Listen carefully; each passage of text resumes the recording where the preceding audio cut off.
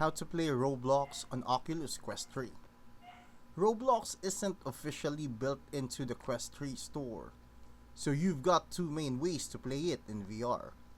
The first and most common method is using a gaming PC.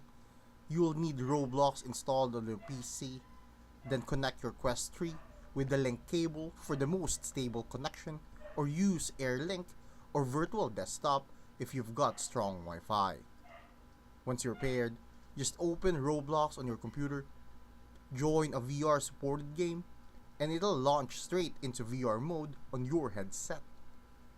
Now if you don't have a PC, there's also a workaround called Questcraft Roblox ports or side-loaded apps. But those aren't official and can be buggy, so most players stick to the PC method for the best experience. Either way, once you're in, Roblox VR on Quest 3 makes the world feel much bigger and way more immersive than playing on a flat screen.